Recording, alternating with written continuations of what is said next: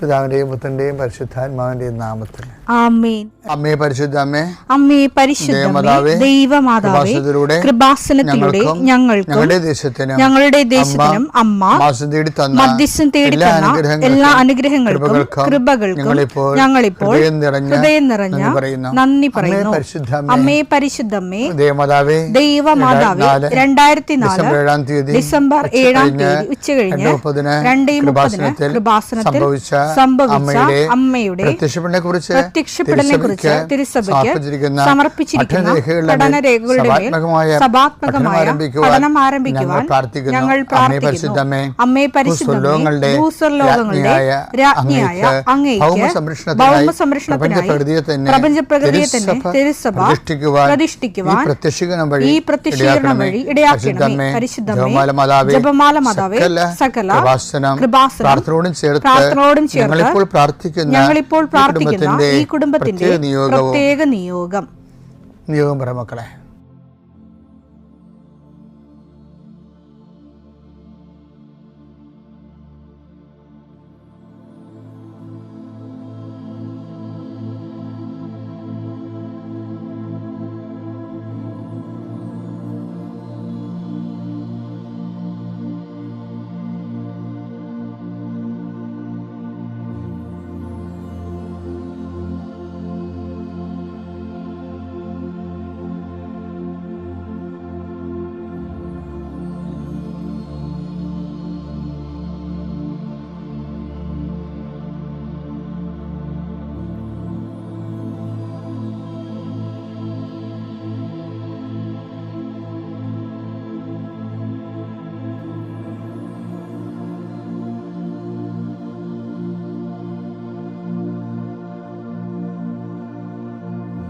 അമ്മയുടെ പ്രത്യക്ഷീകരണത്തിന്റെ ഈ അനുഗ്രഹവേളയിൽ ഞങ്ങൾക്ക് സാധിച്ചു തരുവാൻ കനിയണമേ.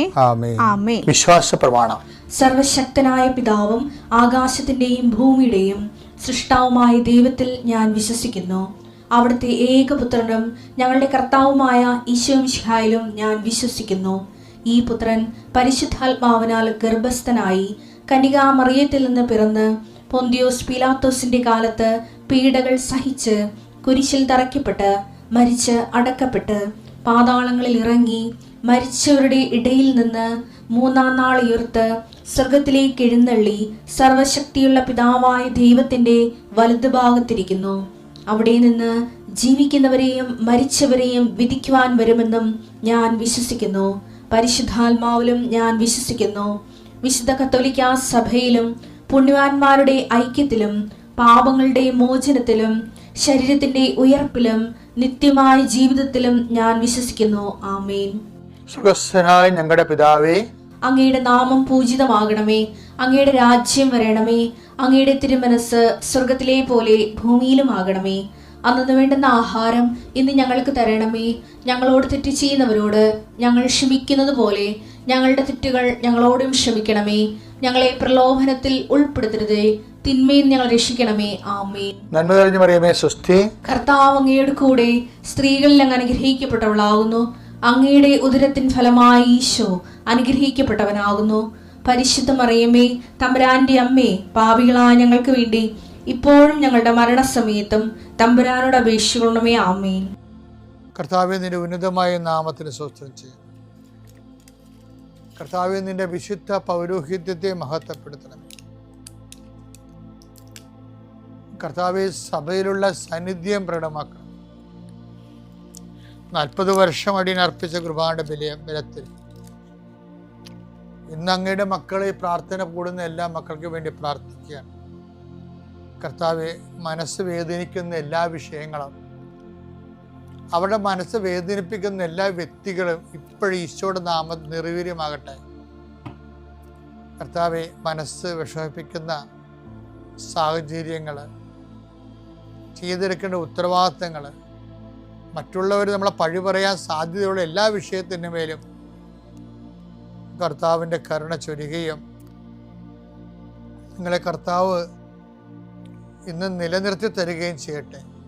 നിങ്ങൾ പോകുന്ന വഴികൾ, കണ്ടുമുട്ടുന്ന വ്യക്തികൾ, ചെയ്യുന്ന കാര്യങ്ങൾ, യാത്ര ചെയ്യുന്ന വാഹനങ്ങൾ ഒപ്പിടുന്ന പേപ്പറുകൾ, കൈമാറുന്ന രേഖകൾ, കഴിക്കുന്ന മരുന്ന് എല്ലാം മാതാവിൻ്റെ മധ്യസ്ഥത്തിൽ യേശുനാമത്തിൽ അനുഗ്രഹിക്കപ്പെടുകയും നീ ദൈവത്തെ അനുഭവിക്കാൻ ഇന്ന് നിന്നെ സഹായിക്കുകയും ചെയ്യട്ടെ. നിത്യം പിതാവും പുത്രനും പരിശുദ്ധാത്മാശ്രേഷ്ഠ നീക്കുവാണ്. എൻ്റെ പ്രിയപ്പെട്ടവരെ, ദൈവത്തിൻ്റെ ഇടപെടൽ നമ്മുടെ ജീവിതത്തിൽ സുനിശ്ചിതമാക്കുന്നതിന് 2 പോയിന്റുകളുണ്ട്. ഒന്ന് ഇന്നത്തെ സന്ദേശത്തിൽ പറയാം, ഒന്ന് നാളത്തെ സന്ദേശത്തിൽ പറയാം.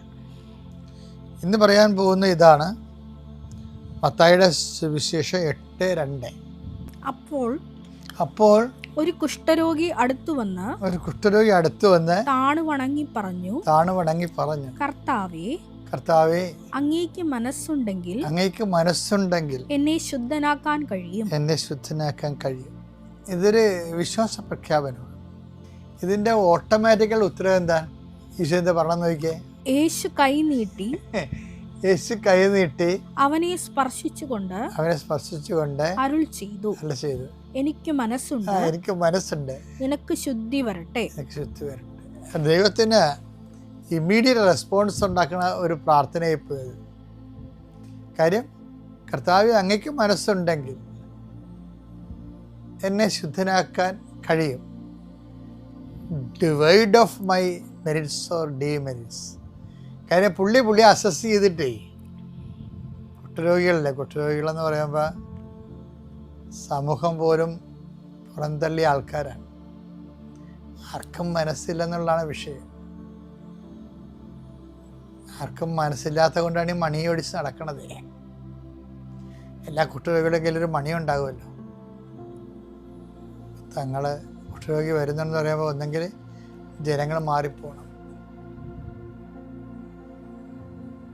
അതുകൊണ്ട് ജനങ്ങൾക്ക് ഇയാളെ അഭിമുഖീകരിക്കാൻ മനസ്സില്ല. അപ്പം നമുക്കൊരു കാര്യം മനസ്സിലായി, ജനങ്ങൾക്ക് മനസ്സില്ല, നീ വിശ്വസിക്കുന്ന സംഘടനക്ക് മനസ്സില്ല, ഇനി നീ വിശ്വസിക്കുന്ന ആധ്യാത്മിക സംവിധാനങ്ങൾക്ക് മനസ്സില്ല. നിൻ്റെ കാര്യത്തിൽ ഇതിൽ നീ വാടിപ്പോകരുത്. എന്താണ്? ഒരാളുടെ മനസ്സുണ്ടായാൽ മതി, നിൻ്റെ ദൈവത്തിന് നീ ജീവിക്കും. അപ്പം ദൈവത്തിന് മനസ്സുള്ളിടത്തോളം കാലം ആർക്കും നമ്മളെ തകർക്കാൻ പറ്റത്തില്ല. പക്ഷെ അത് പറയാൻ ഉള്ള അർജവത്വം ഉണ്ടാവണം. ഈ കുഷ്ഠരോഗിയെപ്പോലെ എന്താണ് അങ്ങയ്ക്കും അത് ഈശോയുടെ ഹൃദയത്തെ ശരിക്കും അത് ബാധിച്ചിട്ടുണ്ടേ. അതാണ് ഉടനെ ഇമ്മീഡിയറ്റ് റെസ്പോൺസ് തന്നെയാണല്ലേ, എനിക്കും മനസ്സുണ്ട് എന്ന് പറഞ്ഞു. നിന്റെ കാര്യത്തിൽ ആർക്കും മനസ്സില്ലെങ്കിലും എനിക്ക് മനസ്സുണ്ട്, നീ ശുദ്ധനുള്ളവനാകുക. ലോകത്തിലെ പല കാര്യങ്ങളിലും പല ആളുകളുടെ കാര്യത്തിലും പലർക്കും മനസ്സിലാഞ്ഞതിൻ്റെ പേരിൽ മാർജിനലൈസായി പോയ ആൾക്കാർ, അവരെ ദൈവത്തിൻ്റെ ഒരു മനസ്സുകൊണ്ട് മാത്രം തിരിച്ചു വിളിച്ചതാണ് ഈശോയുടെ ഏറ്റവും വലിയ സംഭാവന. ആ ഈശോയ്ക്ക് മനസ്സുണ്ടെങ്കിൽ നമ്മൾ ജീവിക്കും, അല്ലെങ്കിൽ നീ ജീവിക്കും, ഞാൻ ജീവിക്കും. അപ്പം ധൈര്യമായിരിക്കണം. പ്രൈസറാണ്. എൻ്റെ പേര് രമണി ബാബു. ഞാൻ ഇടുക്കി ജില്ല തൊടുപുഴയിൽ നിന്ന് വരുന്നു. ഞാൻ 2019 ജൂലൈ 4 ഞാൻ ആദ്യമായിട്ട് മാതാവിൻ്റെ തിരുസന്നിധിയിൽ വന്ന് ഞാൻ ഉടമ്പടി എടുത്തത്. അന്ന് മുതൽ ഞാൻ എൻ്റെ മാതാവിൻ്റെ പ്രതിഷ്ഠീകരണ പ്രാർത്ഥന നിരന്തരം ഞാൻ പ്രാർത്ഥിക്കാറുണ്ടായിരുന്നു. അന്ന് മുതൽ എല്ലാ മാസവും ഇവിടെ ജോസഫ് അച്ഛൻ്റെ ധ്യാനം ഉണ്ടായിരുന്നു. എൻ്റെ കൂടെ എൻ്റെ ഒരു സുഹൃത്താണ് എന്നെ ആദ്യം ഇവിടെ കൊണ്ടുവന്നത്. അതിനുശേഷം ഞങ്ങൾ എല്ലാ മാസവും പലരെ കൂട്ടി 10-25 പേര് വെച്ച് ഞങ്ങളിവിടെ എല്ലാ മാസവും ഇവിടെ കൊണ്ടുവരികയും ഉടമ്പടി എടുപ്പിക്കുകയും അവരെയും കൂട്ടി മാസങ്ങൾ തോറും വന്ന് പ്രാർത്ഥനയിൽ സംബന്ധിക്കുകയൊക്കെ ചെയ്തുകൊണ്ടിരുന്നു. പക്ഷേ പിന്നെ കൊറോണ ബാധിച്ചത് കാരണം ഞങ്ങൾ 2020 മാർച്ച് ആയപ്പോഴത്തേനും അത് നിന്നുപോയി. എങ്കിലും പ്രാർത്ഥന ഞാൻ മുടക്കിയിരുന്നില്ല, നിരന്തരം പ്രാർത്ഥിക്കുന്നുണ്ടായിരുന്നു. ഈ ഇടയ്ക്ക് ഇവിടെ വരാവുന്ന സമയങ്ങളിലൊക്കെ ഞങ്ങൾ സ്വന്തമായിട്ടും വന്ന് മാതാവിൻ്റെ അടുത്ത് പ്രാർത്ഥിച്ചു പോകാറുണ്ടായിരുന്നു. അങ്ങനെ എനിക്ക് ആദ്യമായിട്ട് എൻ്റെ അമ്മ മാതാവ് തിരുകുമാരൻ വഴി തന്ന ഒരു പ്രത്യേക സാക്ഷ്യമെന്ന് പറയുന്നത്, ഞങ്ങൾക്ക് ആകെ ഒരു 10 സെൻറ്റ് സ്ഥലമേ ഉണ്ടായിരുന്നുള്ളൂ. ആ സ്ഥലത്തേക്ക് ഞങ്ങൾക്കൊരു നടപ്പ് വഴി പോലും ഇല്ലായിരുന്നു, ആധാരത്തിലും അതില്ലായിരുന്നു. 2 അയൽവാസികളാണ് അപ്പുറത്തും ഇപ്പുറത്തും താമസിച്ചുകൊണ്ടിരിക്കുന്നത്. അതിൽ ഒരാളുടെ സന്മനസ്സുകൊണ്ടാണ് ഞങ്ങളുടെ സ്ഥലത്തേക്ക് ഒരു വഴിയായിട്ട് ഞങ്ങൾക്ക് നടപ്പ് വഴി ഉണ്ടായിരുന്നത്. പിന്നീട് അവരുടെ മുറ്റത്തോട്ടുള്ള വഴിയിൽ നിന്ന് ഞങ്ങൾക്ക് അതിനകത്തോടെ വണ്ടി കയറ്റിക്കൊള്ളാൻ ഒരു അനുമതി തന്നു. അങ്ങനെയാണ് ഞങ്ങളുടെ ഭവനത്തിലേക്ക് ഞങ്ങൾ വണ്ടി കയറ്റുകയും ഇറക്കുകയും ചെയ്തുകൊണ്ടിരിക്കുന്നത്. അതുമൂലം എൻ്റെ മോൻ ഒരു ജോലി കാര്യങ്ങളും ആയി കഴിഞ്ഞപ്പോൾ ഞങ്ങൾക്ക് അവിടെ ഞങ്ങളുടെ ഒരു മോശം പെരയായിരുന്നു. അത് കഴിഞ്ഞ് ഞങ്ങൾ ലോണും കാര്യങ്ങളും എടുത്ത് ഒരു പെര പണിത് അപ്പം ഞങ്ങൾക്ക് ആ വഴിയെക്കുറിച്ച് ചിന്തിക്കേണ്ട ഒരു അവസ്ഥ വന്നില്ലായിരുന്നു. അതിനുശേഷം ഇപ്പം മകൻ്റെ ജോലി പോയി, ഞങ്ങളുടെ വരുമാനം നിന്നു, ഞങ്ങൾ സാമ്പത്തികമായിട്ടും അതുപോലെ കഷ്ടപ്പെടുന്ന ഒരു അവസ്ഥ വന്നപ്പോൾ ഞങ്ങൾക്ക് ആ സ്ഥലവും വീടും കൂടെ വിൽക്കേണ്ടി വന്നു. എന്നാന്ന് ചോദിച്ചാൽ ബാങ്ക് ലോണായിരുന്നു ഞങ്ങളുടെ വീട്. അത് കുടിശ്ശികയായി അടയ്ക്കാൻ പറ്റാത്ത ഒരവസ്ഥയിലേക്ക് മാറിയപ്പം ഞങ്ങൾക്ക് ആ സ്ഥലവും വീടും കൂടെ വിൽക്കണമെന്നുള്ള ആലോചന വന്നപ്പം ഞങ്ങൾക്ക് വഴിയില്ലാതെ വീട് വിൽക്കാൻ പറ്റാതെ വന്നു. അപ്പം അപ്പോഴാണ് ഞങ്ങൾ വഴിയെക്കുറിച്ച് തന്നെ ആലോചിക്കുന്നത്. ഞങ്ങൾ അയൽവാസികളായ 2 പേരിൽ ആരെങ്കിലും ഒരാൾ വഴി തന്നാലേ ഞങ്ങളുടെ ഈ സ്ഥലത്തേക്ക് ഞങ്ങൾക്ക് വഴിയുള്ളൂ. നടപ്പ് വഴി എന്ന് പറയുന്ന പോലും ഇല്ലാത്ത ഒരു സ്ഥലമാണെന്ന് ഓർക്കണം. അപ്പം അതിൽ ഒരു കാരണവശാലും ഞങ്ങളുടെ ചിന്തയിൽ ഞങ്ങൾക്ക് വഴി തരാൻ സാധ്യതയില്ല. ഈ നിയോഗം ഞാൻ എൻ്റെ അമ്മ മാതാവിൻ്റെ തൃപ്പാദങ്ങളിൽ ഞാൻ എന്നും നിയോഗം വെച്ച് ഞാൻ പ്രാർത്ഥിക്കുമായിരുന്നു. ഏത് വഴിയാണ് ഏത് വഴി തിരഞ്ഞെടുക്കുമെന്ന് എനിക്കറിയണ്ട. എൻ്റെ അമ്മ മാതാവ് ഈശോ വഴി ഈ ഭവനത്തിലേക്ക് ഒരു വഴി ഞങ്ങൾക്ക് സ്വന്തമായിട്ട് തന്ന് ഈ സ്ഥലം വിൽക്കാൻ ഞങ്ങളെ അനുഗ്രഹിക്കണമെന്ന് ഞാൻ മാതാവിനോട് എന്നും രാവിലെയും വൈകിട്ടും പ്രാർത്ഥിക്കുമായിരുന്നു. പ്രാർത്ഥന ചൊല്ലുമ്പോഴെല്ലാം വെഞ്ചിരിച്ച് ഇവിടുത്തെ കൂട്ടിൻ്റെ വെഞ്ചിരിച്ച ഉപ്പ് കൊണ്ടുപോയി ഞാൻ ആ ഇടവഴി 2 സ്ഥലത്തിൻ്റെ കൂടെ നടുക്കൊരു ഇടവഴിയാണ് റോഡ് തുടങ്ങുന്നിടത്ത്. ആ ഇടവഴിയുടെ സൈഡിൽ കൂടെ വഴി തരാൻ പറ്റത്തുള്ളൂ. ഞാൻ ആ ഇടവഴിയിൽ എന്ന് വിശ്വാസപ്രമാണം ചൊല്ലി ഞാൻ ഈ ഉപ്പ് വിതറുമായിരുന്നു. എങ്ങനെയെങ്കിലും ഇവരിൽ ആരെങ്കിലും ഒരു സന്മനസ് കാണിച്ച് ഞങ്ങൾക്ക് ഈ വീട്ടിലോട്ട് വഴി തരണമെന്ന്. പക്ഷേ ഞങ്ങൾ വഴി തരുമെന്ന് ഞങ്ങൾ ചിന്തിച്ച ആളിനോട് ഞങ്ങൾ ചോദിച്ചപ്പം ആദ്യമേ തന്നെ അദ്ദേഹം വിലക്കി, തരികയില്ലെന്ന് തന്നെ പറഞ്ഞു. പിന്നെ ഇടനിലക്കാരനെ വെച്ച് വീണ്ടും ഞങ്ങൾ ചോദിപ്പിച്ചപ്പം ഞങ്ങൾക്ക് താങ്ങാൻ പറ്റാത്ത വിലയാണ് അദ്ദേഹം പറഞ്ഞത്. അത് ഞങ്ങൾക്ക് തരാതിരിക്കാനാണെന്നുള്ളത് ഞങ്ങൾക്ക് മനസ്സിലായി. അത് കേട്ട് കഴിഞ്ഞപ്പോൾ തൊട്ടിപ്പുറത്തെ അയൽവാസി സോമനസാൽ ഞങ്ങളോട് പറഞ്ഞു, ഇനി അദ്ദേഹത്തോട് വഴി ചോദിക്കാൻ പോകണ്ട, നിങ്ങൾക്ക് വഴി ഞാൻ തരാമെന്ന് പറഞ്ഞു. അദ്ദേഹം തരാമെന്ന് പറഞ്ഞപ്പോൾ ഞങ്ങൾക്ക് വിശ്വസിക്കാൻ പറ്റിയില്ല. കാരണം എന്താണെന്ന് ചോദിച്ചാൽ അദ്ദേഹം ഒരു വലിയ മുതലാളിയാണ്. എങ്കിൽ പോലും അദ്ദേഹത്തിൻ്റെ വീട്ടിലോട്ട് പണിതിരിക്കുന്ന ഗേറ്റിൻ്റെ മതിൽ ഇടിച്ചു പൊളിച്ചാൽ മാത്രമേ ഞങ്ങൾക്ക് വഴി തരാൻ പറ്റത്തുള്ളൂ. അല്ലാതെ വെറുതെ കിടക്കുന്ന ഒരു ഭൂമി ഇല്ല അവിടെ. അപ്പം ഞങ്ങൾ എങ്ങനെ തരുമെന്ന് ചോദിച്ചപ്പോൾ പറഞ്ഞു, അത് നിങ്ങൾ അറിയണ്ട, നിങ്ങൾക്ക് 11.5 അടി വീതിയിൽ നിങ്ങളുടെ വീട്ടിലോട്ട് ഞാൻ വഴി തരാം എന്ന് പറഞ്ഞു. ഒരു നിസ്സാര തുകയും പറഞ്ഞു. ഞങ്ങൾക്ക് അത് എങ്ങനെ ഉൾക്കൊള്ളാൻ പറ്റിയെന്ന് ഞങ്ങൾക്ക് പോലും അറിയത്തില്ല. അതുകൊണ്ട് അങ്ങനെ 120 മീറ്റർ നീളത്തിൽ 11.5 അടി വീതിയിൽ ഒരു 10 സെൻറ്റിന് മുകളിലായിട്ടുള്ള സ്ഥലം ഞങ്ങൾക്ക് അദ്ദേഹം വഴിക്ക് തന്നു. ഞങ്ങൾ ആ വഴി വെട്ടി അന്ന് മുതൽ മാതാവിനോടും ഈശോയോടും ഏത് രീതിയിൽ നന്ദി പറയണമെന്ന് എനിക്കറിയത്തില്ല. അത് ഞാൻ അവരോടും ഞാൻ പറഞ്ഞു. അവർക്കറിയാം ഞാൻ ഇങ്ങനെ കൃപാസനത്തിൽ വരുന്നുണ്ടെന്നും മാതാവിൻ്റെ അടുത്ത് വരുന്നുണ്ടെന്നൊക്കെ അവർക്കറിയാം. ഞാൻ പറഞ്ഞു, ഇങ്ങനെ എൻ്റെ പ്രാർത്ഥന കൊണ്ടാണ് നിങ്ങൾക്കത് തോന്നിയെന്ന് പറഞ്ഞപ്പോൾ അദ്ദേഹം പറഞ്ഞു, ഒരു പക്ഷേ അതേ ആയിരിക്കും, അല്ലെന്ന് എനിക്ക് പറയാൻ പറ്റിയില്ല. എന്താണെന്ന് ചോദിച്ചാൽ ഒരു പക്ഷേ പിന്നീട് ഒരു സമയത്താണ് ഞാനിത് പറഞ്ഞെന്ന് വരികയില്ല എന്ന് എന്നോട് പറഞ്ഞു. അങ്ങനെ ഒരു അത്ഭുതകരമായ സംഭവം എനിക്കുണ്ടായി. അമ്മ മാതാവിൻ്റെ ഈശോയുടെ അത്ഭുതം എൻ്റെ ജീവിതത്തിൽ എനിക്ക് നടന്നു. ഇനിയും അതുപോലെ തന്നെ ആ വഴി ഇപ്പം ഞങ്ങൾക്ക് സ്വന്തമായിട്ട് കിട്ടി. ആ വഴി കാണിച്ച് ഞങ്ങളുടെ സ്ഥലവും വീടും കൂടെ വിറ്റതിന് ശേഷം എൻ്റെ മോൻ്റെ ഞങ്ങളുടെയും കടബാധ്യതകൾ തീർക്കാൻ പറ്റുമെന്ന് ഞാൻ അമ്മ മാതാവിൽ ഈശോയിൽ ഉറച്ചു വിശ്വസിക്കുന്നു. അതുപോലെ രണ്ടാമതായിട്ട് എനിക്ക് എൻ്റെ മൂക്കിൻ്റെ 2 ദ്വാരത്തിലും ഒരു 2 വർഷത്തോളമായിട്ട് ഒരു ഭയങ്കരമായ ഒരു വ്രണം പോലെ ആയിരുന്നു. മൂക്കടഞ്ഞ് നേരം വിളക്കുമ്പോഴൊന്ന് കേൾക്കുമ്പോൾ ശ്വാസം വിടാൻ ബുദ്ധിമുട്ട്. അതങ്ങോട്ടൊരു ശരിക്കും മൂക്ക് നിറഞ്ഞ് അങ്ങ് പൊറ്റം കെട്ടുന്ന പോലെ. അത് നമുക്കങ്ങ് വൃത്തിയാക്കി കഴിഞ്ഞാൽ ബ്ലഡ് വരും, നിറച്ചും ബ്ലഡ് വരും. അത് കുറേ സമയം ബ്ലഡ് ഒപ്പിയെടുത്താലേ അതങ്ങ് മാറുള്ളൂ. ഇങ്ങനെയായി ഞാൻ 2-3 ENTയെ കാണിച്ചു. അവർ പല മരുന്നുകളും തന്നിട്ടും എനിക്കതൊരു മാറ്റം വന്നില്ല. ഞാൻ എന്നും രാവിലെ 5 മണിയാകുമ്പം പ്രദക്ഷിണ പ്രാർത്ഥന ചൊല്ലിയതിന് ശേഷം ഞാൻ ഉടമ്പടി തൈലം ഞാൻ അമ്മ മാതാവിനോട് പ്രാർത്ഥിച്ച് ഞാൻ എൻ്റെ മൂക്കിൻ്റെ 2 ദ്വാരത്തിലും ഞാൻ പെരട്ടുമായിരുന്നു. അങ്ങനെ ഒരാഴ്ച പെരട്ടി കഴിഞ്ഞപ്പോഴത്തേനും ഇപ്പം എനിക്ക് യാതൊരു പ്രശ്നവും ഇല്ല. മൂക്കിൽ അങ്ങനെ ഒരു സംഭവം ഉള്ളതായിട്ടേ എനിക്കറിയത്തില്ല. അതും എൻ്റെ അമ്മ മാതാവിൻ്റെ ഈശോയുടെ അനുഗ്രഹം കൊണ്ട് മാത്രമാണെന്ന് ഞാൻ ഉറച്ചു വിശ്വസിക്കുക. അതുപോലെ തന്നെ എൻ്റെ അടുത്തുള്ള ഒരു ചേച്ചി സ്ട്രോക്കും ലിവർ സിറോസിസും വന്ന് ഗുരുതരമായിട്ട് തന്നെ ആശുപത്രിയിൽ കിടന്നതാണ്. അവരെ നോക്കാൻ ഒരു 16 ദിവസം ശുശ്രൂഷിക്കാൻ അവരുടെ മകളുടെ കൂടെ നിൽക്കാനുള്ളൊരു ഭാഗ്യവും എനിക്കുണ്ടായി. അപ്പം ഡോക്ടർമാർ പലരും നോക്കിയിട്ട് അവിടെ പല വിഭാഗക്കാരും നോക്കിയിട്ട് പറഞ്ഞു, എങ്ങനെ പോയാലും അപ്പോൾ ഒരു 77 വയസ്സുണ്ട്. അന്നേരം പറഞ്ഞു, എന്താണെന്ന് പറഞ്ഞാലും ഒരു അങ്ങേ അറ്റം പോയാൽ ഒരു 3 മാസം, അതിൽ കൂടുതൽ നമുക്ക് പ്രതീക്ഷിക്കേണ്ട, നിങ്ങൾ ഉൾക്കൊള്ളണമെന്ന് മക്കളോട് പറഞ്ഞു. ഞാൻ മരുമോളായിരുന്നു കൂടത്തിൽ നിന്ന്. ഞാൻ മരുമോളോട് പറഞ്ഞു, ഇന്ന പോലെ മാതാവിൻ്റെ തൈലോ ഉടമ്പടി തേനും എൻ്റെ കയ്യിലുണ്ട്, ഞാനത് നമുക്ക് കൊടുക്കാമെന്ന് പറഞ്ഞ് ഞാൻ ചെന്നത് എടുത്തുകൊണ്ട് വന്ന് മരുമകളെയും കൂട്ടി ഞങ്ങൾ വിശ്വാസപ്രമാണം ചൊല്ലി വായിൽ 2 വായിൽ കൊടുത്തു. അത്ഭുതമെന്ന് പറയട്ടെ, ഇന്നിപ്പോൾ 9 മാസമായി. സ്വന്തം കാര്യത്തിന് എല്ലാ കാര്യത്തിനും ഭക്ഷണം കഴിക്കാനും ബാത്റൂമിൽ പോകാനും ഒക്കെ മുറിനേറ്റ് തിണ്ണവരും എല്ലാ കാര്യങ്ങളും നടത്തി നല്ല മിടുക്കത്തിയായിട്ടിരിക്കുന്നു. അത് ഞാൻ ഞാൻ അടിയുറച്ച് വിശ്വസിക്കുന്നു, എൻ്റെ അമ്മ മാതാവ് ചെയ്തു തന്നെ അത്ഭുതമാണെന്ന് മാത്രം ഞാൻ വിശ്വസിക്കുന്നു. ഇതുപോലെ ചെറുതും വലുതും അത് മാത്രമല്ല, ഒരു കാര്യം കൂടെ, ഞാൻ അന്ന് ഉടമ്പടി എടുത്ത സമയത്തൊന്നും എനിക്ക് നല്ല രീതിയിൽ പ്രാർത്ഥിക്കാനുള്ള ഒരു സാഹചര്യം എൻ്റെ വീട്ടിലില്ലായിരുന്നു. എന്നു വെച്ചാൽ എൻ്റെ ഭർത്താവ് അനുവദിക്കുമോ സമ്മതിക്കുമോ എന്നൊക്കെ എനിക്കൊരു ഭയങ്കര പേടിയുണ്ടായിരുന്നു. ഞാൻ രാവിലെ ആണെങ്കിലും വൈകുന്നേരം ആണെങ്കിലും ഭർത്താവ് വരുന്നതിന് മുമ്പായിട്ട് ഞാൻ ഓടിപ്പിടിച്ച്, എനിക്കറിയാമായിരുന്നു അത് നല്ല രീതിയിലുള്ള അല്ലെന്ന്, എങ്കിലും ഞാൻ അന്ന് മാതാവിനോട് പ്രാർത്ഥിച്ചായിരുന്നു എനിക്ക് സമാധാനത്തോടെ ഇരുന്ന് പ്രാർത്ഥിക്കാൻ ഒരു അവസരം ഒരുക്കി തരണേ മാതാവേ എന്ന് ഞാൻ എന്നും മുട്ടിപ്പായിട്ട് പ്രാർത്ഥിക്കാം, പേടിക്കാതെ. എന്നുവെച്ചാൽ പ്രാർത്ഥിച്ചുകൊണ്ടിരിക്കുന്ന കാണുമ്പം ആളിച്ചിരി മദ്യപിക്കുന്നൊക്കെ ഒരാളാണ്. അപ്പം കയറി വരുമ്പോൾ എന്തെങ്കിലും ഒരു വഴക്ക് പറഞ്ഞാൽ എനിക്കത് താങ്ങാൻ പറ്റിയില്ല. അതുകൊണ്ട് എനിക്ക് സമാധാനത്തോടെ ഇരുന്ന് പ്രാർത്ഥിക്കാൻ ഒരു അവസരം തരണേ മാതാവേ എന്ന് ഞാൻ പ്രാർത്ഥിക്കുമായിരുന്നു.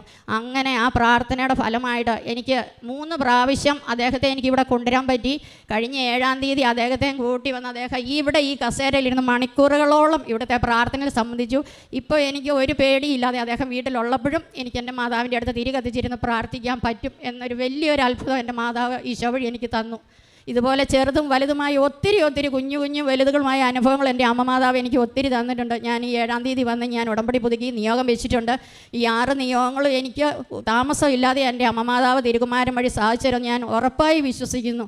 യേശുവേ നന്ദി, മാതാവേ നന്ദി. ഈ അമ്മ ഹിന്ദുവാണെങ്കിലും കർത്താവ് എല്ലാവർക്കും സ്വന്തമാണ്, എല്ലാവരുടേതുമാണ്. കർത്താവ് ഏത് മതസ്ഥൻ ഇവിടെ വന്ന് പ്രാർത്ഥിച്ചാലും, ഏത് മതസ്ഥൻ വന്ന് ഇവിടെ ഉടമ്പടി എടുത്താലും കർത്താവ് ഒരിക്കലും അവരെ നിരാശയോടെ പറഞ്ഞു വിടാറില്ല. പരിശുദ്ധമ്മ ഒരിക്കലും അവരെ കൈവിടാറുമില്ല. പ്രത്യേകിച്ച് ഈ അമ്മ പറഞ്ഞ കാര്യങ്ങൾ ഞാൻ കേൾക്കുമ്പോൾ തന്നെ, ഇത് അവിടെ ഇരുന്ന് പറയുന്നതിനൊക്കെ പറഞ്ഞപ്പോൾ അത്ര ഫീലിംഗ് ഇല്ല, പക്ഷേ ഇപ്പോൾ ഇവിടെ ഇരിക്കുമ്പോൾ എൻ്റെ കണ്ണ് നിറയുകയാണ്. കാരണം ഓരോ അനുഭവങ്ങളും നമ്മൾ പ്രതീക്ഷിക്കുന്നതിനേക്കാൾ കൂടുതൽ മനോഹരമായിട്ടാണ് പരിശുദ്ധമ്മയും ഈശോയും ഈ അമ്മയ്ക്ക് ചെയ്തു കൊടുത്തത്.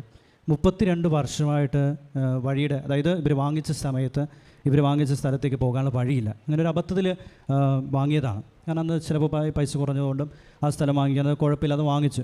പക്ഷേ വഴിയെക്കുറിച്ച് പിന്നീട് അത്ര വലിയ കാര്യമായിട്ട് തോന്നിയില്ല. കാരണം തൊട്ടടുത്തുള്ള വീട്ടിലെ ഒരു അയൽവാസി നടക്കാനും പോകാനും നല്ല സന്മനസ്സോടുള്ള മനുഷ്യനായിരുന്നു. അയാൾ പോകാനും വരാനും വീട് പണിയാനും ഒക്കെ ആയിട്ട് അതിനുള്ള വഴിയൂടെ നടക്കാനുള്ള അനുവാദം കൊടുത്തതുകൊണ്ട് വഴിയെക്കുറിച്ച് അത്ര ഒരു അങ്കലാപ്പില്ലായിരുന്നു. പക്ഷേ കടബാധ്യതയിലേക്ക് ഇത് കടന്നു പോയപ്പോഴാണ് വഴിയെക്കുറിച്ച് ഇവർ സീരിയസ് ആയിട്ട് ചിന്തിക്കാൻ തുടങ്ങിയത്. അങ്ങനെ 2 അയൽവാസികൾക്കും വേണ്ടി പ്രാർത്ഥിച്ചുകൊണ്ട് ഈ ഉടമ്പടി ബന്ധത്തിലൂടെ ഉടമ്പടി ഉപ്പ് അത് കർത്താവിൻ്റെ സാന്നിധ്യം വെളിപ്പെടുത്തുന്നതാണ്, സംരക്ഷണം വെളിപ്പെടുത്തുന്നതാണ്. വിശ്വാസപ്രമാണം ചൊല്ലിക്കൊണ്ട് പ്രാർത്ഥിക്കുമ്പോൾ ഈശോയെ ഹൃദയത്തിൽ വിശ്വസിക്കുകയും അതിനും കൂടെ ഏറ്റുപറയുകയും ചെയ്യുകയാണ്. ഈശോയെ ഞാൻ വിശ്വസിക്കുന്നു, ഈശോ എനിക്കിത് ചെയ്തു തരും, ഈശോ അറിയാതെ എൻ്റെ ജീവിതമൊന്നും സംഭവിക്കില്ല എന്ന് നമ്മൾ വിശ്വാസത്തോടെ ഏറ്റുപറയാം. അങ്ങനെ ഏറ്റുപറയുമ്പോൾ, വിശ്വാസപ്രമാണം ഏറ്റുപറയുമ്പോൾ അവിടെ ഈശോ മഹത്വപ്പെടുന്നു. ഈശോ മഹത്വപ്പെടുന്നുണ്ടെങ്കിൽ, പ്രത്യേകിച്ച് മരീൻ ഉടമ്പടി പാലിക്കുന്ന ഒരു വ്യക്തിയാണെങ്കിൽ ആ വ്യക്തിയെ സംബന്ധിച്ചിടത്തോളം ഈശോ സംപ്രീതനാണ് അയാളല്ലേ. അപ്പോൾ ഇവിടെ ഈ അമ്മ ഈ കാര്യം വെച്ചുകൊണ്ട് ഉപ്പ് വിതറി മുന്നോട്ട് പോയി. പക്ഷേ അത്ഭുതം, അവർ പ്രതീക്ഷിച്ചത് മറ്റേ അയൽവാസിയിൽ നിന്നാണ് സ്ഥലം, പക്ഷേ അത് താങ്ങാൻ പറ്റാത്തൊരു വില പറഞ്ഞു. പക്ഷേ ഈ സന്മനസ് കാട്ടിയ മനുഷ്യൻ തന്നെ 11, ഏകദേശം 10 സെൻറ്റോളം സ്ഥലം 11 വീതിയിൽ, അതുപോലെ 120 നീളത്തിൽ വഴി അയാളുടെ മതിൽ പൊളിച്ച്, ഗേറ്റിൻ്റെ മതിൽ പൊളിച്ച് ഇവർക്ക് വീടിന് വഴി കൊടുത്തു. അതുമാത്രമല്ല പിന്നീട് തുടർന്ന് ഒത്തിരി അനുഗ്രഹങ്ങൾ അവർക്ക് ലഭിച്ചു. 32 വർഷമായിട്ട് നടക്കാത്ത ഒരു കാര്യമാണ് ഉടമ്പടി ബന്ധത്തിലൂടെ അതിവേഗം പരിഹരിക്കപ്പെട്ടത്. അതുപോലെ 2 വർഷത്തോളമായിട്ട് മൂക്കിൻ്റെ 2 ദ്വാരത്തിലും അത് പൊട്ടുന്നൊരവസ്ഥ. ഉടമ്പടി തൈലം ഉപയോഗിച്ചപ്പോൾ കർത്താവിൻ്റെ സാന്നിധ്യമാണ് അത് വെളിപ്പെടുത്തുന്നത്, ഈശോയുടെ സാന്നിധ്യമാണ് അതിലുള്ളത്. ഈശോ നേരിട്ട് സ്പർശിക്കപ്പെടുന്ന അനുഭവമാണ് ഉടമ്പടി തൈലത്തിലുള്ളത്. അപ്പോൾ ആ ഉടമ്പടി തൈലം ഉപയോഗിച്ചപ്പോൾ അവിടെ ആ മൂക്കിലെ ആ ഒരു അസ്വസ്ഥത മാറി. പിന്നെ അതുപോലെ തന്നെ നമ്മളിലൂടെ മറ്റുള്ളവർക്ക് അനുഗ്രഹം ലഭിക്കുന്നു എന്നുള്ളതാണ് മരീൻ ഉടമ്പടിയുടെ പ്രത്യേകത. നമ്മൾ മാത്രമല്ല അനുഗ്രഹിക്കപ്പെടുന്നത്, ഈ ഉടമ്പടി തൈലം നമ്മൾ ആർക്കൊക്കെ കൊണ്ടു കൊടുക്കുന്നു അല്ലെങ്കിൽ വചനം പറയുന്നുവോ അവരും അനുഗ്രഹിക്കപ്പെടും. അതിൻ്റെ സാക്ഷ്യമാണ് നമ്മൾ പറഞ്ഞത്.